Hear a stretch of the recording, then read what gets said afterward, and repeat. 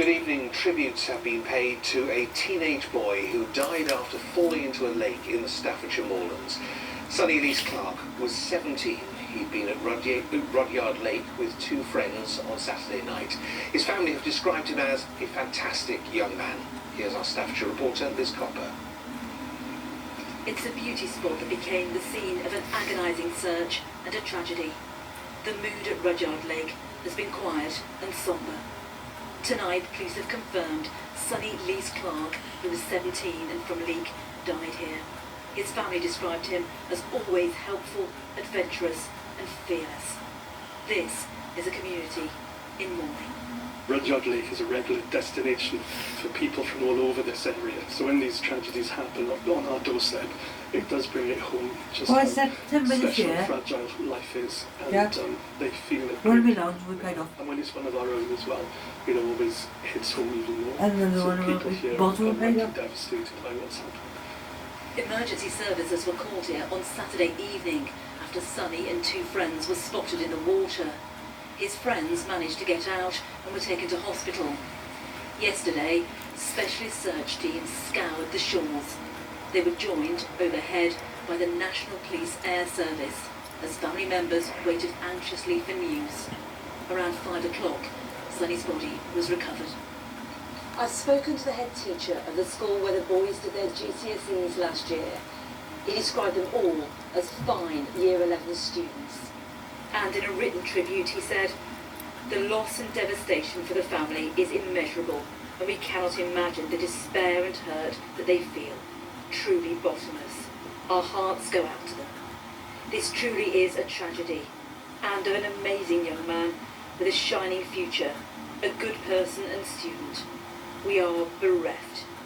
This is a place of beauty, but tonight it's also a place grieving for the loss of a young life."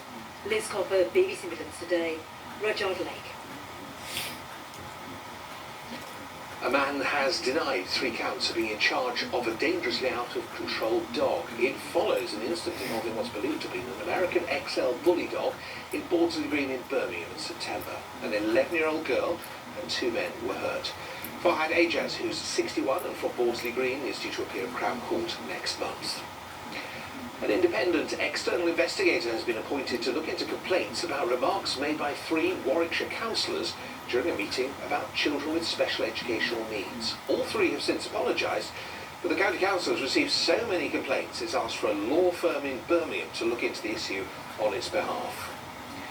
More than 1,300 parents have now submitted evidence to a public inquiry into birth trauma, which is being led by the MP for Stafford. Theo Clark has also spoken in Parliament about her experience of emergency surgery. Here's our political reporter, Emma Thomas.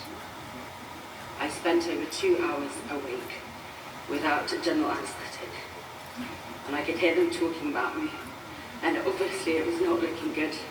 An MP speaking in the first ever debate on birth trauma in the House of Commons, or a mother reliving her memories of a medical emergency on the day her daughter was born. It was the most terrifying experience of my life. I genuinely thought I was going to die.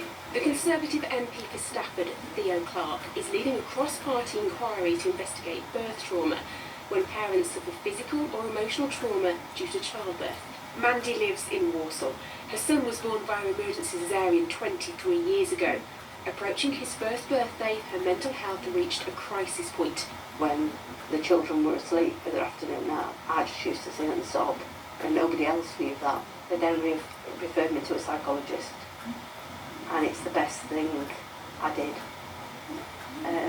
because she validated the way I was feeling was normal. The available data suggests that 1 in 20 women are formally recognised to suffer from post-traumatic stress disorder following birth.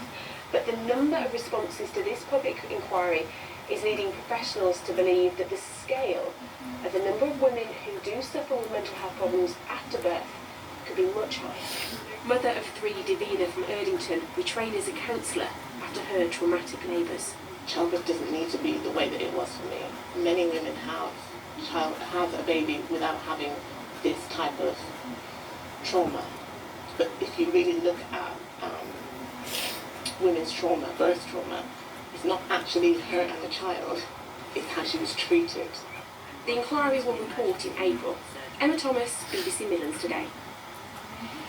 In football, Coventry City are through to the FA Cup quarter-finals for the first time in 15 years after a 5-0 victory against non-league Maidstone United this evening. The Sky Blues, who are 95 league places above Maidstone, avoided a cup upset thanks to a first-half hat-trick from striker Ellis Sims. 2 late goals from Fabio Tenoris confirmed Coventry's place in the last 8. Temperatures could fall to 0. What's going to happen? Here's the weather with Rebecca.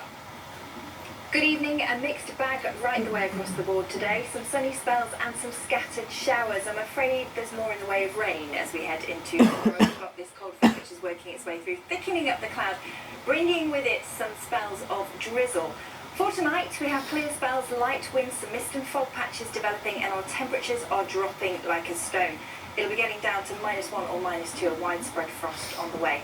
As we start the day tomorrow, the mist and fog will burn off, and then we'll start to get some cloud thickening up, and then this is that cold front. It's quite broken rain, but there will be some drizzle on there as well.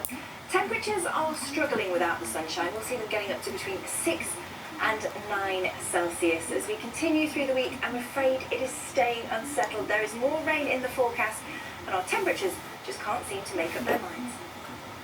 Thanks, Becky. That's it from Midlands Day for tonight. Good night.